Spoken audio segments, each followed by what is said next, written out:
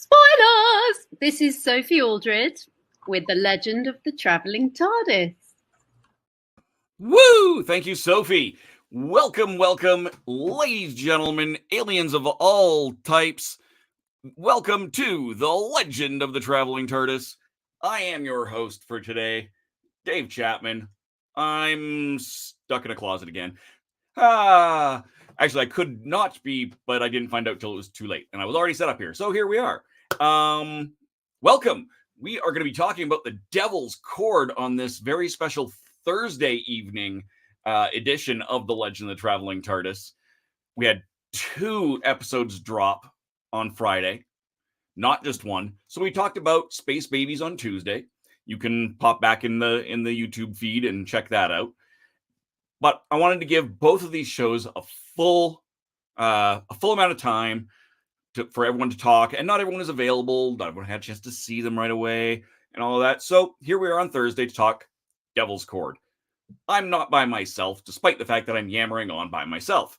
Let's start with the amazing person who sets up all of these wonderful, pretty backgrounds / foregrounds / look at how good that looks Oh my goodness, that is amazing. Hi, Kevo.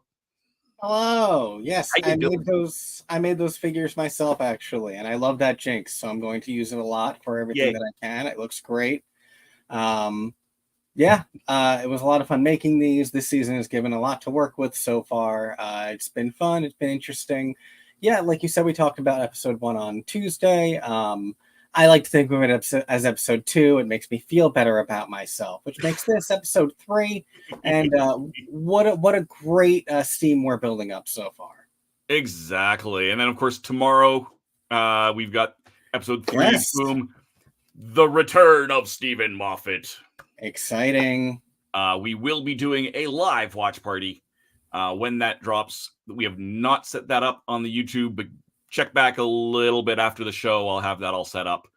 And you can set yourself to remind yourself. I am working on something. I might be a little bit earlier than usual even. So just keep an eye on things. Hit that bell on the YouTube.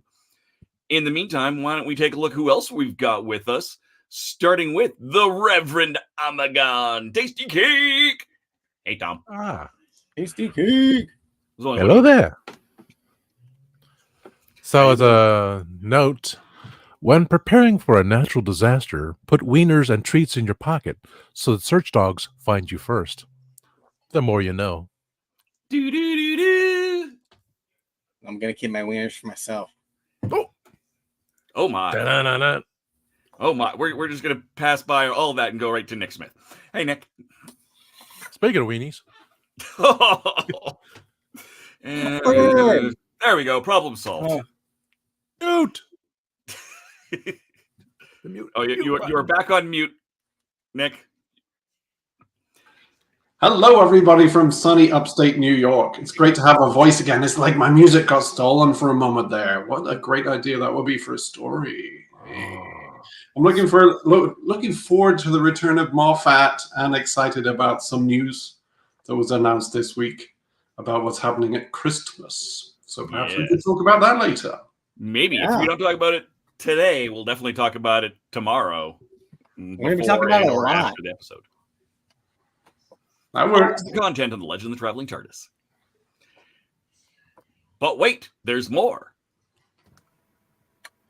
Candyman, welcome back. Hi everyone, I'm back.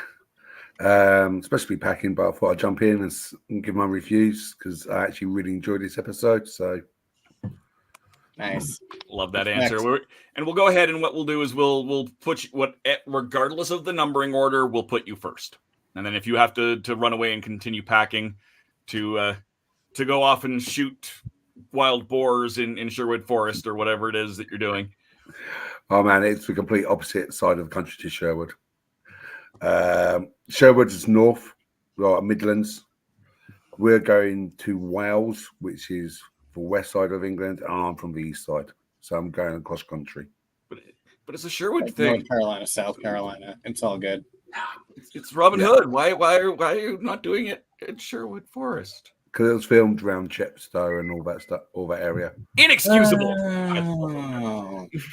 You're from Canada. You're like the breeding ground of most American dramas trying to pretend to be New York City. So if people want to go to New York, they really want to go to you. Yeah. Oh yeah. Very, very true. I want to go back to Vegas. You can do that here too. Exactly. You can come to Brett the Hitman Hart's bar that's inside a casino. Pretend it's Vegas and get all your wrestling shtick. Let's take a quick look before we get at some comments here. We've got all the usual people. Look at that. Oh, look. That's Tom there. Nah. Hey, man. Hey, Kevo. We weren't late. I was certain we were going to be late, and I didn't. No, we did good. No, all our usual. Hello, Roger. Hello, Nick. Yum. Yes, cake. Devil's Chord. More of us just chit-chatting over there. Return of the Moth. Yes, Andrew. So exciting. Hello, John. Hello, Edward. Welcome to you all. Thank you very much for joining us as we talk about the Devil's Chord here on the Legend of the Traveling TARDIS. We might as well start things off with a boom. No, wait, that's next week. But let's start things off with getting everybody's ratings.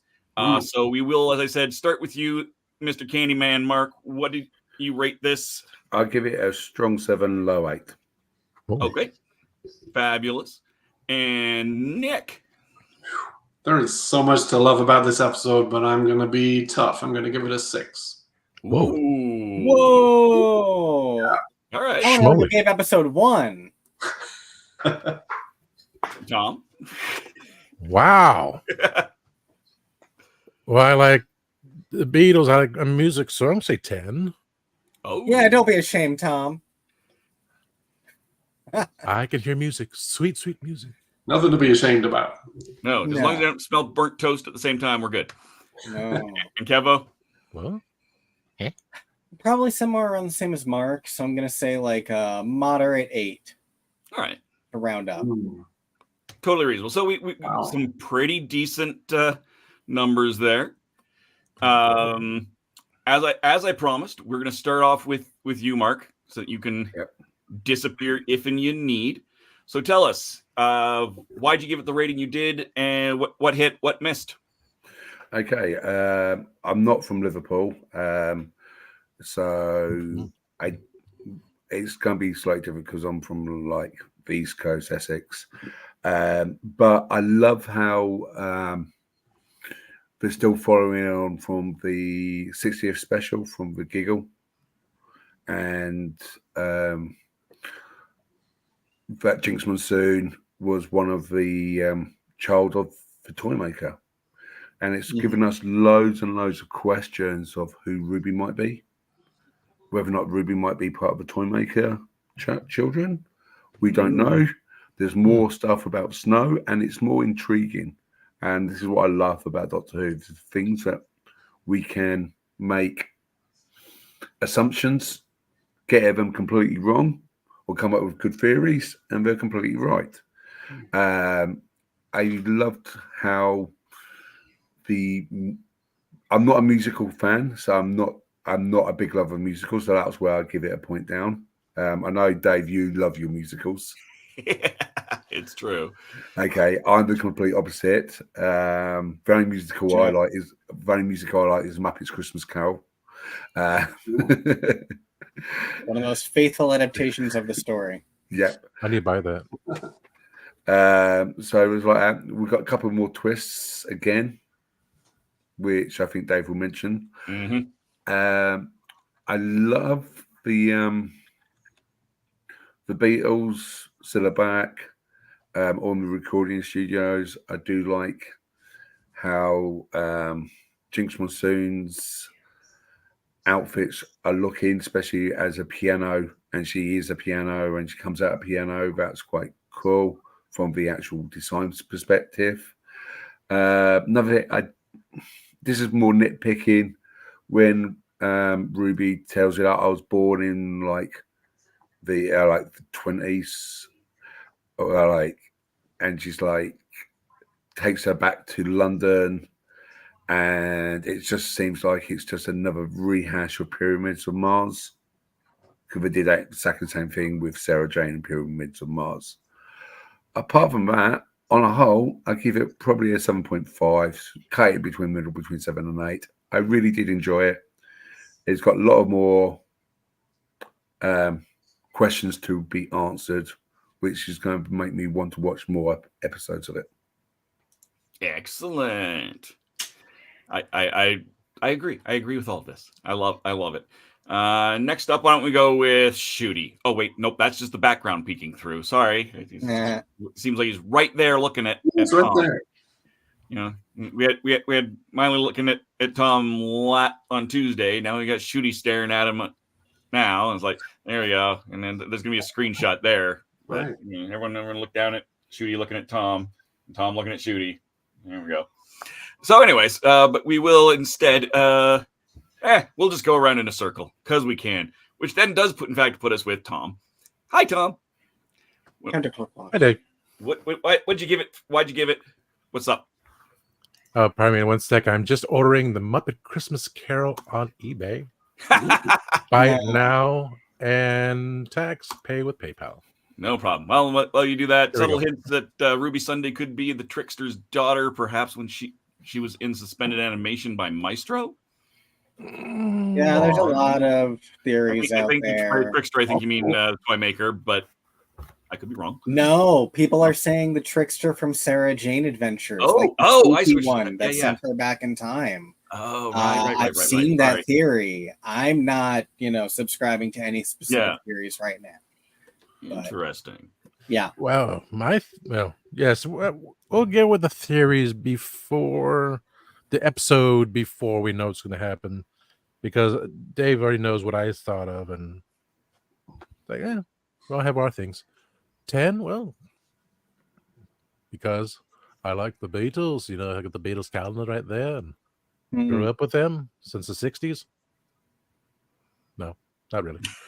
But I'm not that old as Christian. Not really. I'm going to pause you for 1 second here, Tom. I just want to ask Nick and Mark a question. On a similar rating of 1 to 10, how was that accent? What are you mocking my accent for? That's not right. It's unique. It's a unique accent. Exactly.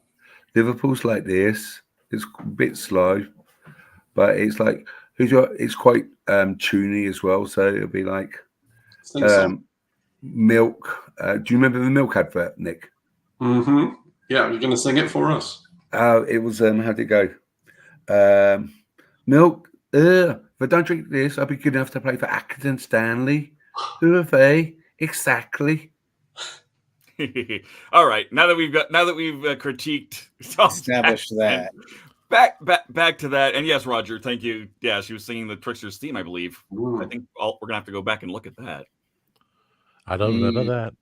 Then again, I only saw it one time. Because the Beatles, and I really had to get that single. I forgot what it's called again, but that's on my list of getting things for the Beatles because I'm a Beatle collector. Yes, dog thing. Music is my background. I focus on it a lot. I listen to it all the time. That's why. And Jinx Monsoon, like, wow, okay, so I didn't know anything about Jinx except from X's for Show because I'm an avid watcher, as most of us should be. Give them the support too. I love the guys, I swear. The idea of like, who is Ruby Tuesday? And then this whole search, like, well, that brought up theories and why from the first one we cannot go back to the past because that instance of does the Doctor actually see who the woman under the hood is? It's like, okay, so just everything going on here, maybe and following her. That's why they're so close. That's why we talked about the last episode. That's why I can understand everything. But a world without music, without enjoyment is like, I can't. We had the music stop for a moment at work. It's like, okay, do I really want to go back and say something? Do I want to play a song? No, I had songs in my head. It's the enjoyment. This is part of our lives. We have to have music to bring us all together and sing. No, none of that. Yes, none. No. She got Andrew said, a great villain, some wonderful lore with Susan and Toymaker references. The silent moment with the Sonic. Oh, yes, that was brilliant. The mystery of Ruby continues. Susan Twist, loved it. I just wish they all had the classic 60s song at the end. That's fair. I think we've all heard the Dear God. That's what is the budget for that? Wait, those two things. The Sonic, which I sent that one to Kevo. It was red. Someone posted it. It's like, oh my god, because they kept saying, well, the 10th Doctor's suit would change, just like 11th with his bow tie. Like it would. There's no explanation. Why was his sonic screwdriver red? I think, and it is. No, I think when he has it when he plugs it into the console, it's red. Before it's blue, and when it's got it in its hand, it's half red, half blue. I did notice that. Okay. Huh. Nice. So that's All right. one toy we're not going to get. And No. the other one was the billboard, as our dear Gadget Pendragon stated that we need to talk about. Go ahead. The elephant in the room, which I didn't know about because she posted and Kevo clarified it because I just don't remember anything. Yeah, based on Susan saying, well, maybe she'll return because she listened to John Smith and the Common Men, which we had on Big Finish. However, the name is just a stage name, and I don't have the information to bring that up. Say, Dave shocked me. Saying, "Oh, you're on the show." Okay, All right. the actual name of the performer was last name was Waits. So we wait in anticipation or something, or wait to respond to Andrew. It's not a light setting. This wasn't a light setting for the sonic screwdriver. The blue sonic screwdriver turned red. That's what we're referring to. Yeah, so it's not just the standard, the light turns different, which, was always fun. This was the whole thing turned red. Right. So not the way it's lit, but the actual object. Yeah. Mm-hmm. Yes. It might still be the same sort of plot, process, just a little bit subtler and a little bit more messed with nerds' heads. So it's changing. So much more with tech now. So yeah. It's a bizarre thing. Say, well, that's another thing that Character Options say. Well, we have the red version exclusively through Forbidden Planet, and if you want it, you're going to pay for shipping. Yes. Fight keyboard is exclusive from Target. Even Target should have the red one. Forbidden Planet can have the blue one. Walmart has blue. Target has red. So smart, Dave. Mattel gets a special edition pink one. Mm-hmm. It's the happy one. Happy go lucky. So Chris Waits, the singer of the true under the stage name of John Smith. Was it John Smith? Yeah. John Waits. John Waits. So I brought it up. I can't remember much. That was the elephant in the room saying, we wait till the end or something. Whatever was stated. There's a on the billboard that he's standing by at the very end there. It's an advertisement for an album that goes back to also reference a scene in An Earthly Child. Nice. Because I didn't understand it. So many what I missed. Super deep cuts coming through this, especially this episode. But this whole era has been like that. I did not know the difference between on the original pictures. The only reason I knew who Paul was because he plays with the left hand, and John he had his glasses on just to make it separate. Say, I'm John Lennon. I got these glasses on because I used it in the movie, and then I turned out I had to wear glasses on my life, so that's my little icon thing. Otherwise, I would not know by that picture which one's Ringo, which one's George. No, I'm Paul. I'm a Beatle. And that could be any number of reasons for that. There's been a lot of complaining about the casting of the Beatles. It was a big hullabaloo, and there's certain amounts of maybe there was a reason, in the same way that there may be a reason that we don't know about for Isaac Newton. And I think part of it is that we're not making a biopic here either. We're just doing an episode about Doctor Who. Like the super hot Shakespeare from 2007 didn't look like Shakespeare. We're not making a biodrama here. And I also think that's something that kind of bugs me when people are like, you don't look enough like him. Like people were complaining about the new Chalamet doesn't look enough like Gene Wilder. And I'm like, well, Gene Wilder isn't literally Willy Wonka, and looking like Gene Wilder is not criteria for playing Willy Wonka. That's not what we should be talking about here. Yeah. I have the billboard. Nitpicking of the Beatles. Oh, great. Let's take a look at that at the billboard since you got it to happen. Because Kevo's brilliant that way. Oh, look at that. There it is. There we go. Chris Waits. Yeah, here's the thing. It's Chris Waits and the Carolers. So it's not just that. It's all of this stuff that's leading us back to Christmas, it seems. Because the snow, Christmas has come up every episode. Moffat coming back for Christmas feels specific.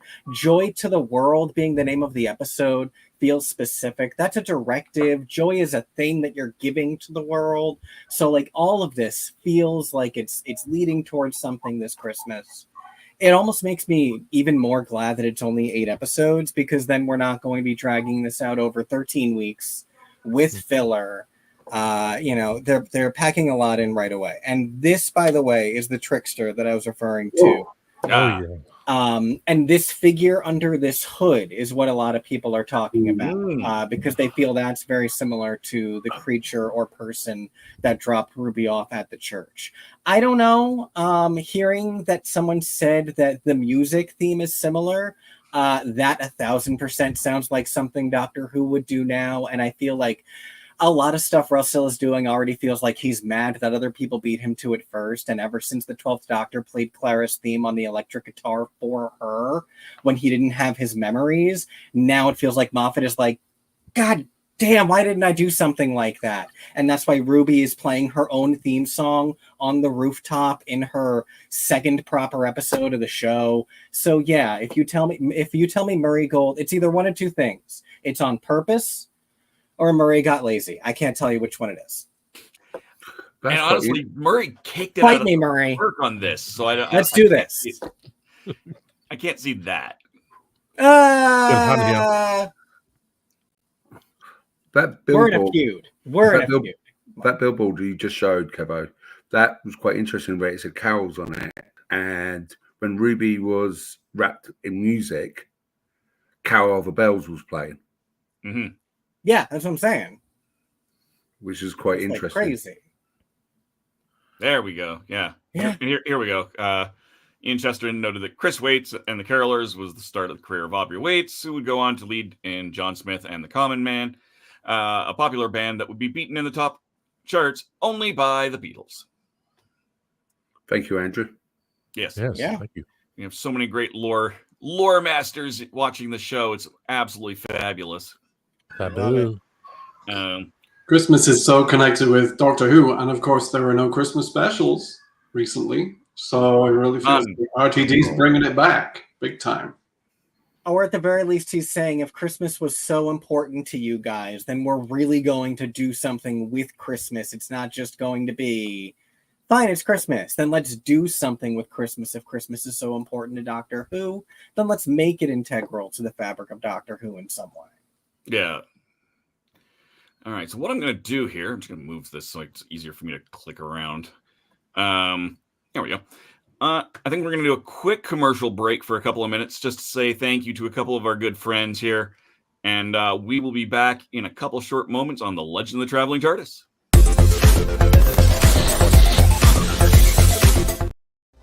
Oh, brilliant!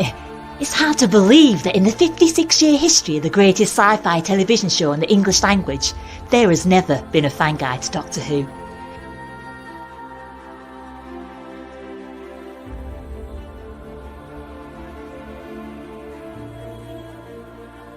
The official books might give you what they think you need to know, but only a guide written by a true fan will give you what you really want to know. Join Whovian, the brilliant Mackenzie Flaw, as she takes you on an intensive journey inside the world of the first female Doctor. In the Binge Watcher's Guide to Doctor Who, Season 11. Right, let's get a shift on. Hey everybody, welcome back to an all-new X's for Show, your premiere show for streaming media content. A great creative team and a great concept that is years in the making. That's certainly one of the interesting things about this as a program. Hot names, even hotter ideas. The silliest version of every single one. Hot names, even hotter ideas. Everybody is so even-keeled. That is a nonsense thing that you just said. I'm not wrong. I've seen all the films. I get what you're saying. I hate it.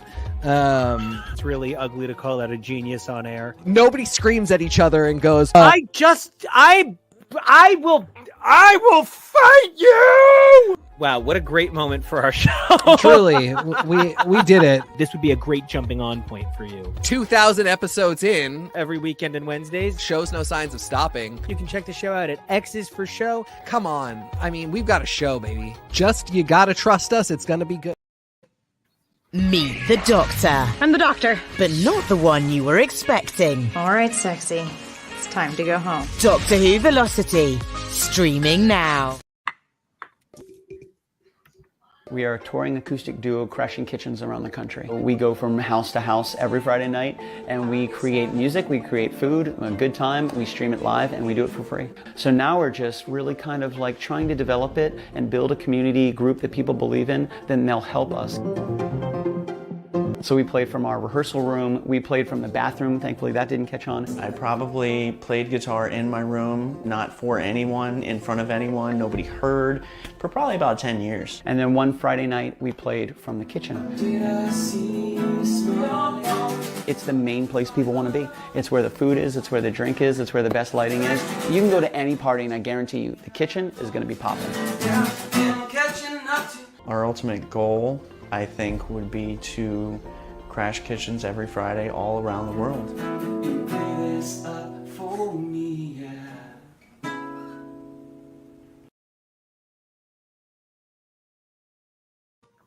Hello, welcome back to the Legend of the Traveling TARDIS. Some of our wonderful new friends, but Kevo's got us a treat, so let's just take a look, see what Kevo's got us for a treat here. Ooh. This is what's going around on the internet right now. This really draws my attention to the fact that the only real looker here is Paul. This is quite a motley crew. God bless them all. Yeah, my mom fancied Paul. I mean, look at him. He's like a little Tom Holland there. And then this also. Switch us so we got a better view at the end. Someone pointed out, I just saw on Twitter, like just minutes before, there's so many layers of this season already that are developing more and more. I never noticed the melody is the arpeggio. Ba ba ba ba ba ba ba. Yeah. Oh, okay. We're doing a lot. So again, the Trickster thing. I completely believe the Trickster melody is the song that Ruby was singing, and maybe that means something. Sure. It's all about music. It's all about twists. It's all about Susan Twist, I guess. Mm-hmm. She's the next Doctor. Surprise. I just Googled something. Oh. How Much Is Your Dog in the Window came out in 1963. Oh, interesting. Dog connection. That's probably why they use I've Got a Dog, because it came out in January 1960. Well, something that's really funny too. I'm married to a musician. Look up Nico Action Music on Spotify. And one of the things that he immediately reacted to that moment is that's just what the Beatles used to do when they recorded their music. They used to record nonsense lyrics when they were getting down the melodies. So Nico just thought it was normal and thought it was like, yeah, that's just the dumb song they're singing to get this melody down. Why are people reacting like this? That's normal. There's some actual line like I've Got a Dog that they really did use. And so he just thought it was normal at first. I don't know if maybe that was part of even the intent for even people who know. Okay, my apologies. I did just misread it. It's not 1963. I thought it was. It's 1953, so it's 10 years ago. But I thought that might be a correction. Busting your own theory. Yeah. No, I like that because then it's almost like it's time displaced because of what the maestro did. So I think it does still have a lot of meaning there. I like this theory. Christmas appears in both part both in Space Babies and Ruby's Hidden Song and Devil's Chord. The one who waits is Santa. He's powerful. Frost himself. The return of Nick Frost? Wow. Yeah. Nick Frost, thank you. I couldn't remember what the name was. And what a name for someone who plays Santa. Perfect. That would be a triumphant return. Exactly. And now, Kevo's artwork is wonderful, but those album covers were not Kevo originals. No, that comment was before that. Yeah. That was from during commercial break. So thank you. Okay, good. So David wasn't a big fan of that one. Andrew's got some more theories with that. We'll touch on that. Don't you worry. When can those be available on Spotify, Kevo? And Murray Gold pulls his head out. They're on YouTube for sure. I know that. People put lots of great stuff up on YouTube.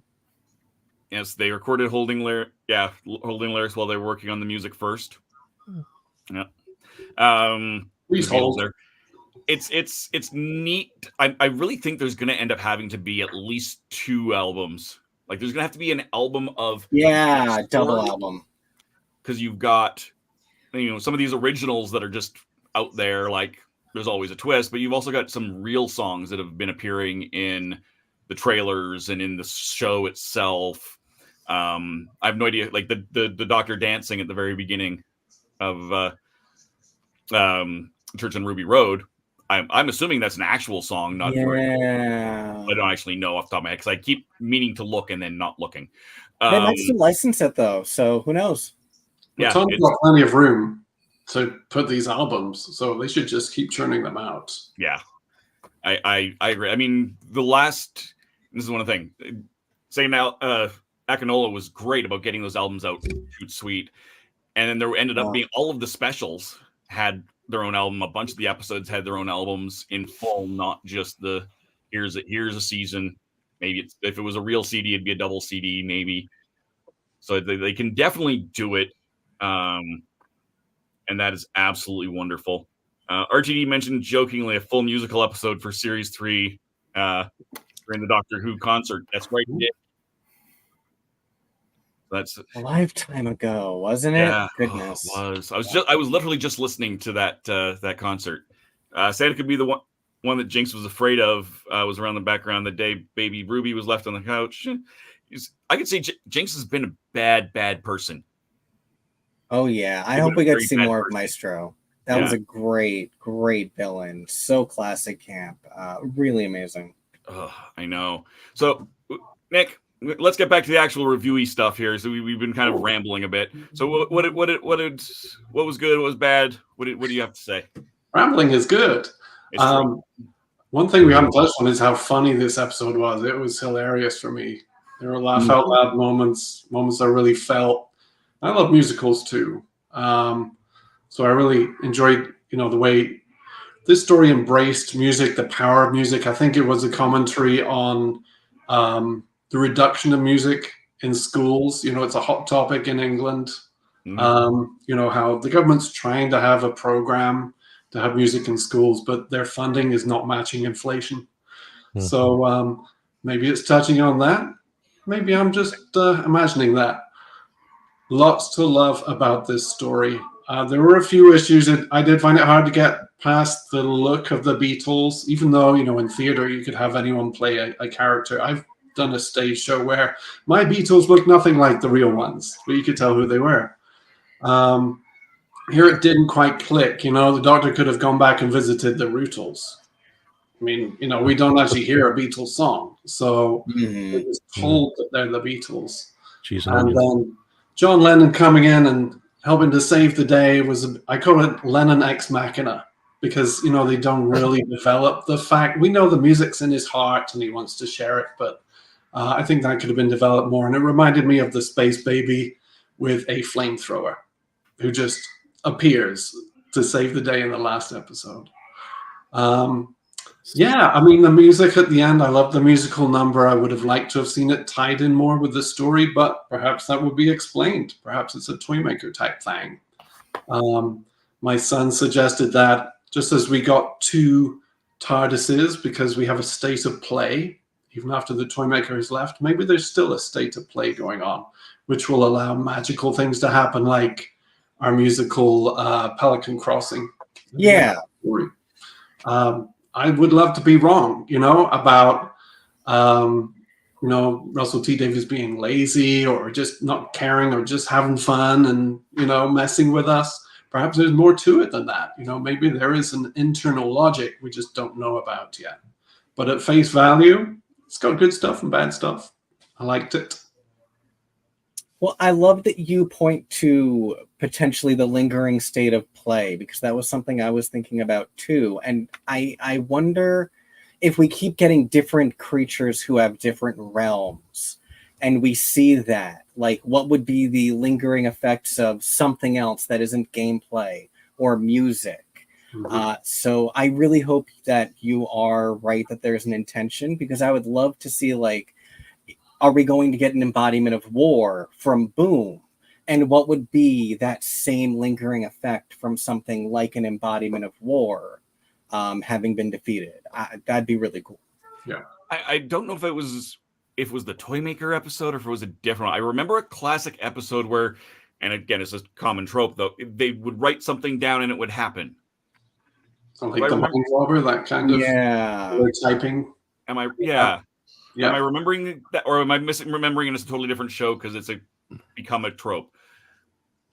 Because that could be another thing that they would do if, obviously literature, right? And that would be an easy. Mm-hmm. I feel like they've done something like that on Doctor Who at some point. Yeah, that's got to be the mind robber where they're mentally typing the script and it happens. Whatever they want takes place. Yeah. This is a nice theory. Maybe the Doctor's inside a TV show, hence visiting the Star Trek costumes and the music zebra crossing. And, that would also be the fourth wall breaks.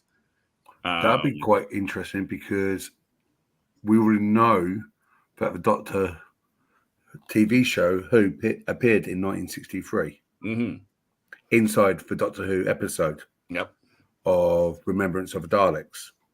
And also remember there are 3 Doctors in 1963. The first, the 7th, and now the 15th. Mm-hmm.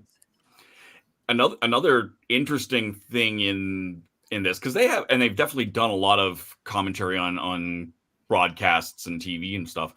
But one of the Big Finish audios, there's a sequel to the Star Beast that's all about basically TV shows and this and Meet the Beep, basically hypnotizing people through their television sets.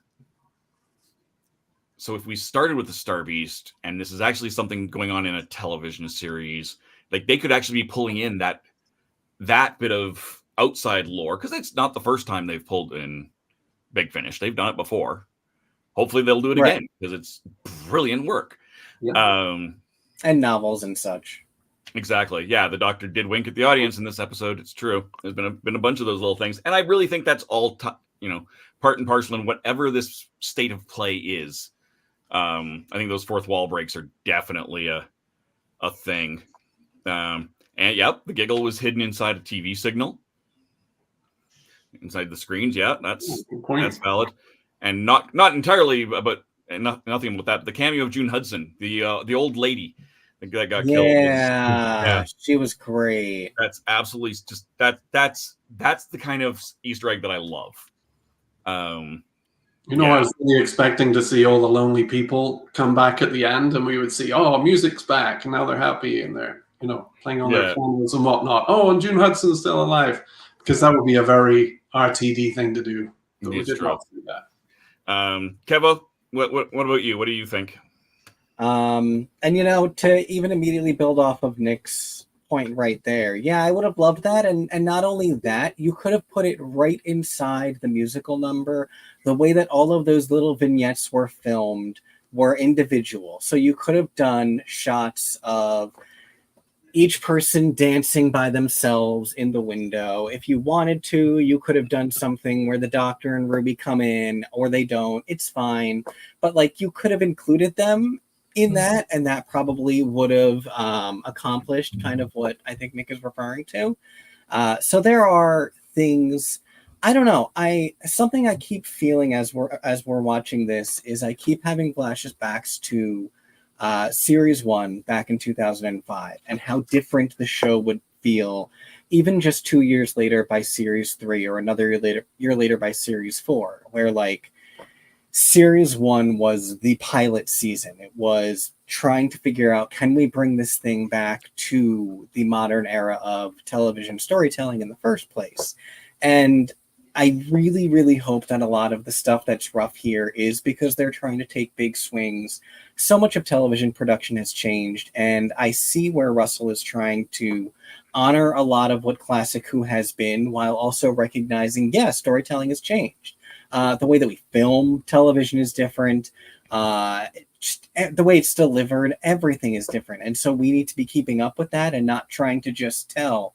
Like, a lot of people are so upset that Star Trek isn't Star Trek from the 1990s. It's not the 1990s anymore. We can't tell that Star Trek anymore. It's just not how we make TV. Things keep moving forward, and we have to try to figure out how to keep making things with modern storytelling and production and all of these things in mind. And there's going to be growing pains, obviously, especially for such a landmark program like Doctor Who, which often leads the charge when it comes to things like this. Star Trek as well. These are leaders of things like science fiction and just television in general. So, it's rough sometimes. I really still feel pretty rough about the previous episode. This one I really liked. I thought it delivered on all of the quadrants that it needed to. And the parts that were rough, I think of, like I said, series 1 and how choppy some of the filming scene and the editing and the acting, the performances were there. The actors were great, but they didn't quite stick the landing on everything about television making. It took them some time to warm up, and I think that is the intention of what Russell's trying to do. Because even with Chibnall, it's been like 4 years since we had a real proper series of Doctor Who. It was 2020.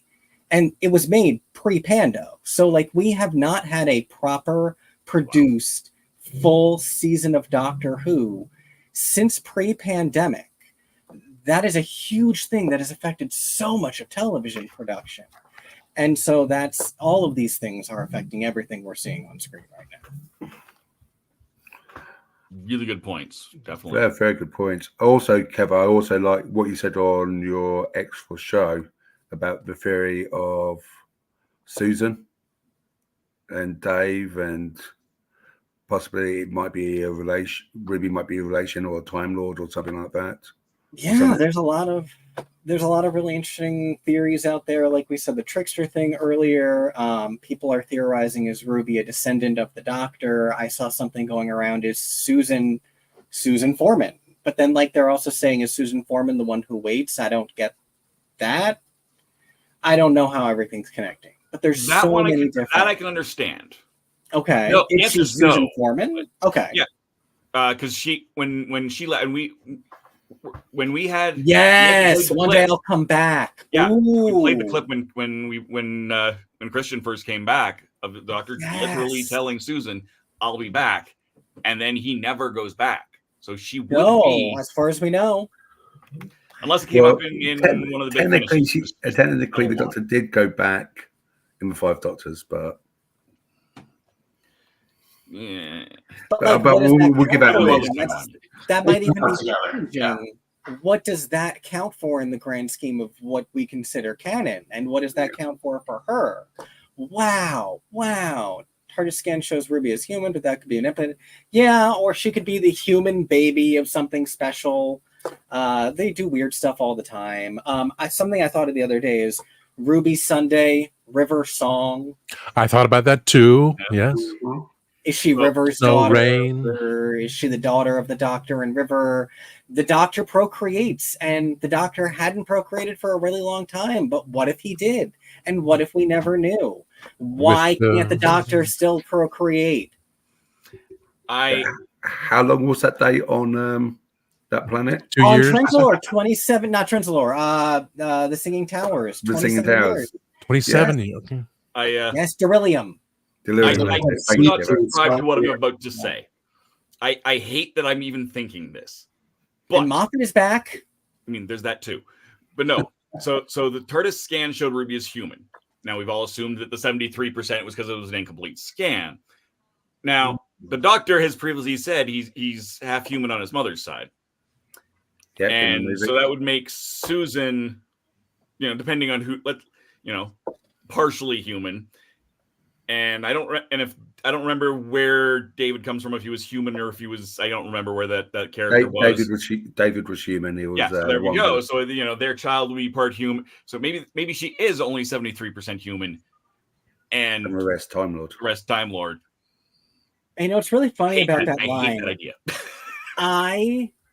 One of the ways I actually knew about the Eighth Doctor and people's bone of contention against the Eighth Doctor before I knew Doctor Who, because it was used in a scene on Queer as Folk, where two of the lead characters are talking about their love of Doctor Who, and on the American version, it translates to comics, and they talk about Batman. But in the British version, they talk about doctors, and they're saying, your new boyfriend can't even name all of the doctors, and they get to McGann, and they say at the same time, doesn't count, because Russell was one of those people who was it doesn't count, the half-human thing doesn't count. And more recently in interviews, he's like a lot more liberal and a lot more, it's fun. Why aren't we having fun? Why aren't we finding some way to make that fun and interesting rather than being dismissive of cool and interesting things? And no, we can't change things. Rah, rah, rah. Like, he's trying to do new things. He's trying to keep Doctor Who relevant and inventive and fresh. Fresh, yeah. Mm-hmm. Okay, I've got a question for the audience. Okay, because it's 1963 and we had two villains in 1963 in Doctor Who would win, the Maestro or the Daleks? And remember, we had two factions of the Daleks. Please put your answers in the comments. Ooh. Who do you reckon would win in 1963 between Maestro and the Daleks? That's a good question, Candyman. Roger's pointing out the flaw, one of the many, many, many flaws in the completely baloney theory throughout. They can't be part human if they're the timeless child. Valid. Or what are the timeless children? Yeah. Or whether or not the timeless child is part of the children of the toy maker. We don't know. Yeah, there's so many cool theories. So I guess we'll get to my review while we wait for those answers for Mark. I'm going to give it a 9. Was it perfect? No, definitely not. But I really enjoyed it. For all of the reasons that were given, except for one, and it was everyone said, "Oh, Dave, you probably love that musical number." I actually didn't. I appreciate in a box what that number was: the choreography, the filming, the cameos, all of that. Did I love it in context of the episode? I preferred it over the big piano bit in the on the crosswalk leaving. But again, there's probably a reason for all of this. What I loved is everything that was underneath all of this, the Easter eggs that we've already talked about. There's way more, and there's a dark undertone to all of this that's not getting discussed. Somebody came up, I think, on Tuesdays, both the giggle and this started in 1925. Is there something there? We see the Harbinger come back at the end of the episode during that musical number. What does that mean? But even just the Maestro goes through and with their baton sucks the soul out of this person and eats it. That's nuts. Yeah. To add to that, Jinx Monsoon, she did an interview, kind of just a behind the scenes, and talked about the 3 different looks that the Maestro had. And here they have this very bright look, and here they have this much more casual, confident look. I don't have to worry. I'm in a dress. I'm not ready for battle. And then the last look was very sunken in eyes, almost a bloodied lips. Like it's a much more terrifying version of the character. And I loved that. Like some people are not getting that. They're just saying, "Oh, I don't care. There's a drag queen and there's a musical number and you know what? Whatever." Those are minor. Those are your opinion, and they may be valid. That's fine. But especially with the Maestro, I can't imagine a normal cisgendered character in this, because if you put in a male presenting performer in this, you're going to see the Master. Mm-hmm. You have a female presenting performer in that role, you're going to have Missy. But with having a non-binary character, you kind of take a little bit of that out, just gone. and it feels a little bit more like a unique character rather than, oh, we don't want to have to deal with the master. We're not having that argument and trying to tell everybody. They're just making it very, very clear. This isn't the master. This is a different character. And I can't imagine anyone else in that role. It's crazy. And Jinx Monsoon, I don't love drag. I have no problem with it existing. I don't like the aesthetic. I've hosted burlesque shows with drag performers. I know friends that do it. Oh, that's fine. I just don't like the aesthetic, which was much toned down in this. So it's like the heads popping off at the casting announcement. It's like, come on, people. I love the outfits. I loved that both Neil Patrick Harris in that big dance number had his marching band outfit with the gold brocade, and then so did the maestro. Yes, in their battle gear, and that is a very a stylized regal military takeoff of a uniform. It's also very Sergeant Pepper's. Yeah. Yes. If you watch the YouTube clips of Jinx Monsoon going through her costume, she actually mentioned it was definitely Sergeant Pepper vibes. Mm-hmm. The question is, did she also realize at that point in time what Neil Patrick Harris had for a costume? Because there might be an extra layer in there that she did not know in the meta, in the real world, because there's not a lot of reason she would know that. Right. So it didn't exist and wouldn't for several more years. Mm-hmm. So we'll see, and we'll see what happens in the next few episodes if we do get more of the children, if they're going to have a similar look at parts. Something that Russell has said in a recent interview that I saw in terms of responses to a lot of backlash or reactions to stuff that is going on in the show is that he isn't doing anything with any sort of specific outlandish intention or trying to be any kind of over the top, so much as he just no longer is catering to the notion that cis hetero is the specific normal.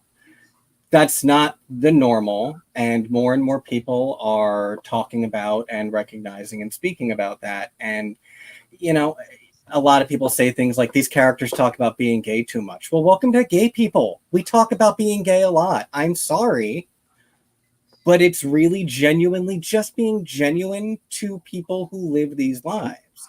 It's the same with, I feel, when somebody presents an ethnicity and people feel like that's too much, you're showing it too much. These are just how people authentically live their lives. And people call it things like dog whistling or pandering. And no, these aren't real things, especially when you're talking about someone like Russell T. Davis. This is a gay man who is authentically trying to represent people that are in his life and a life that he has lived. He is one of the most groundbreaking television writers, period, but especially for queer people, and has made some of the most groundbreaking queer art. He is just living his authentic life, and people who are saying that, this is pandering or this is inauthentic. No, that is absolutely not the case. And no, queer people don't owe you an apology just for being queer and for actually showing you that we exist. I'm sorry that it upsets you. It upsets me that it upsets you. So I guess we're sort of at an impasse. And we don't owe you an apology, and we don't owe you toning down who we are just because it upsets you, because you've never apologized for coming at us. And we're kind of at a turning point here culturally where a lot of people are feeling one way or another, I think. And everyone's welcome to feel how they feel. But I think Doctor Who has always represented open-mindedness and learning, and that's, for better or for worse, what the stupid snot monster was. It is about opening up your heart with humanity. Bless you. And embracing living creatures for what they are, and not persecuting, villainizing, demonizing people who are just trying to live what they are. That is the message of Doctor Who. Mm-hmm. And that's what Russell is sort of not really giving ground on right now. Yeah. and I've mentioned it before, especially with Star Beast and whatnot. I come from a family of healthcare workers and educators. I've got a total of 10 nibblings that are in school, all Gen Z, Gen A, Alpha. I live half time with two of them. I live with the other half with another one of them. Every single one of them kind of just went, what wokeness? This is just my everyday. Yeah. These are the conversations that do happen with this generation. And Doctor Who has always reinvented itself to reflect the modern day. And there's it's a more drastic shift in tone from the last, what we had with Doctor Who. But we're also in a different era. Even in 2005, with Jack Harkness, we didn't have as much of an explosion of internet. You go back to Paul McGann, you were lucky if you were able to get into a chat room on AOL or whatever, right? We didn't have the access to be able to have this mind-blowing arguments 30 years ago. And I think that's making it a little bit hard, this transition a bit harder than it needs to be, because really it's not. Like, whatever in a lot of cases. It's like Donna's line in Wild View Yonder. It's kind of always been right there under the surface, though, hasn't it? Like, I discovered Doctor Who through Queer Visibility. I discovered it through Captain Jack Harkness and the episode Captain Jack Harkness of Torchwood, and there being an article about that in 2007, and that led me to Doctor Who. And it's always been a place where, you tell stories about humanity, and this is humanity. Exactly. And so let's just quickly go through some of these comments here, mostly addressing Mark's stuff. Do the Daleks have music in their souls, Mark? Only exterminate or mercy. Nick answered that online there. I'm going to spend my Christmas with a Dalek. Yes. I have that song. Yeah, we love I think I do too somewhere. Murray Gold's cameo on the piano. Oh, I recognize Murray Gold at a piano, believe you me, sir. Oh, yes. You were straight on that, Kevo. In context, that was for me. I will totally. He was looking at me. You even have the same haircut. No, Disney's British High School Musical vibe. I will take that in context of this. I would disagree with that with Gadget. British schools are not very musical. We ain't got the funding for it. Yeah. That's High School Musical. I want to see it. Really, nobody does. High School Musical doesn't exist. Nobody has that money. Yep, Susan Twist appearance. Who would win depends if the Maestro even knows the Daleks' eye stalk weakness. Oh, yeah. Daleks haven't gone up against a godlike foe before, unless you count the Doctor. I think it would be a coin toss. Actually, didn't they take the hand of the Omega in the Daleks? And was that not a godlike deity? I suppose, yeah. Yeah. Yeah, when Roz Maestro versus Omega of the TARDIS. Tom says Maestro because of God. Yeah, I love Jinx's Maestro, definitely. Maestro's a non-binary deity. Daleks will have a hard time beating them. Mm-hmm. That's kind of... And there's just so much that these characters can do that they're not. And they're not. And this isn't the first time, nor will it be the last time we get this level of power. We had the Black and White Guardians. There was the old one in where they had to sing to him. I was just reading about it. The episode, the episode with that guy that played the Doctor, the Matt Smith episode. Where they wanted him to sleep and then wake up. Exactly. Sing in a Matt Smith episode? Yeah. The whole thing. So it's not even the first musical thing in Doctor Who. Rings of Akaten. Thank you. Yes. Oh, I did not care for that. It's first episode, yes. Yeah. So there's so many other big gods that have appeared. Doctor Who and Star Trek have always had a progressive, open-minded, open-hearted view on many subjects. Some people just don't want to see it. And so much classic Trek is about weird gods and brain stuff too. I had no idea. So this really isn't that weird compared to classic. Gods and brain stuff. Exactly. Right. Gods of Ragnarok. This is true. Yeah, there we go. Rings of Akaten. Yeah. Thank you, guys. So I've got one more thing that we got to do here before I do that, let's go through spoilers. Mark, remind everyone where you're heading so they can say hi to you if they're there. Yeah, I'm going to be in Chepstow this weekend, so come on, say hello. I'll be doing the Robin of Sherwood 40th anniversary. Excellent. So yeah, definitely stop by, say hi to Mark if you can. Nick, where can we find you and yours? I will be writing about this kind of thing on GenerationStarWars.com. Go find it. So I've already reviewed Space Babies on there. I'm going to review The Devil's Chord and Boom. Exciting. And new. Hello. Where can we find you, Rev? Oh, I was bringing up my YouTube page for a second. Yes, you can catch me on my YouTube address there, youtube.com/@REVERENDAMAGON, where I now have 116 subscribers. Woo! Because your boy tastes the cake. I'm still beating you with my 205. Thank you, Gadget, who was my most recent subscriber. Okay, I'm assuming you have this up here as one of the places that we're going to find you tomorrow. Yes, that is correct. I am too available. I am too online. I'm doing too much right now. I feel like I'm on camera more than off.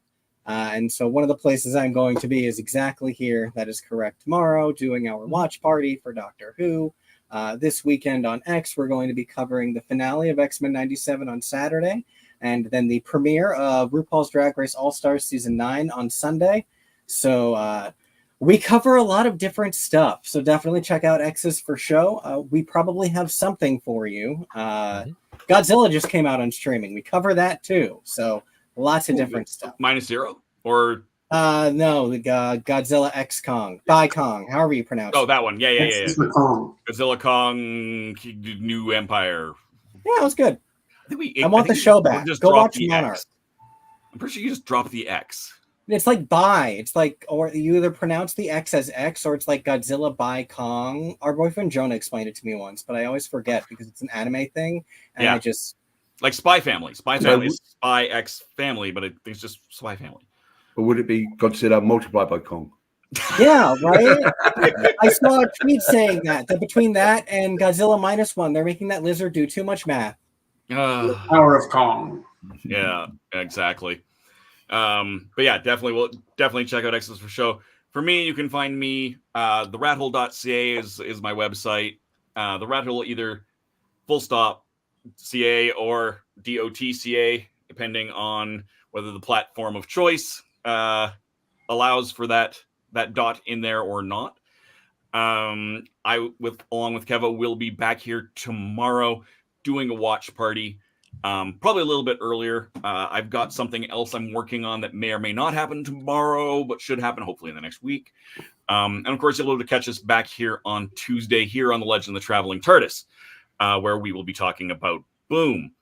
But again, we have one important topic that once again we have not covered. There's always a twist at the end. That's right. There's always a twist at the end. Now, I almost named this segment after Where in the World is Carmen Sandiego, but then Murray Gold gave us that beautiful music. Anyhow, this is what we're going to do. We're going to look at the life and times of one Susan Twist, starting with her first appearance in Doctor Who in Wild Blue Yonder. Seen here saying, "Gee, Mr. Isaac Newton, don't you love my hat?" Her next appearance would be as an Easter egg on a cover featuring Susan Triad in the background of an interview with RTD. No joke here, but listen to this. Just before the big dance routine in The Giggle, when Mel and Donna are computering things, they actually say, "We're using Triad." And then we get to Christmas, as we see her here asking for a check after a tap-dancing xenomorph popped out of the War Doctor's stomach. As we moved into the season proper, we see her here in Space Babies, looking no more impressed at this shtick than she did on Tuesday. And where do we see Susan Twist in The Devil's Chord? Why, right here, seen bringing the check that she asked for 2 shows ago. make sure you come back next week because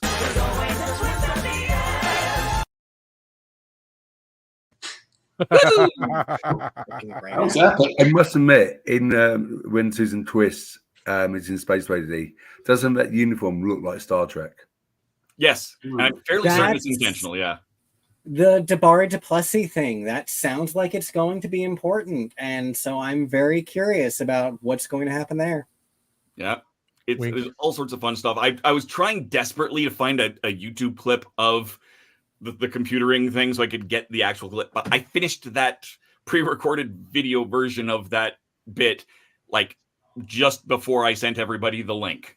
So just before we were live, like 5 minutes. I'm like, well, crud. I'll just tell you. That is a live television production, folks. Boom, boom. But that having been said, definitely again, show up tomorrow when we do our live watch party. Just a reminder how that's going to work. We will be here on the screen. We'll talk a little bit before. When the episode pops up is available, we will not be talking on the stream, but we'll be there to be able to type. You will have to bring up your Disney Plus or your BBC iPlayer, depending on where you are, and watch it. It will not be on the screen with us because we don't want to be shut down. But we'll be able to have conversations with you, with your fellow Whovians all through that episode, and then we'll sit around and we'll talk a little bit afterwards. So hopefully we'll see that, and then again we'll have our proper review just like this. So please keep feeding that algorithm and keep typing. We've got this whole video that Christian likes us to play at the end of the thing that says all of the things, and there's the thing. So yes, thank you again for watching. Make sure you're liking this no matter where it is that you're watching. Comment wherever you are, unless you're watching on X, then come over to YouTube and comment. Share this wherever you're at. Please subscribe to all of us individually and the Legend of the Traveling TARDIS. And until tomorrow, thank you. Tony, take it away.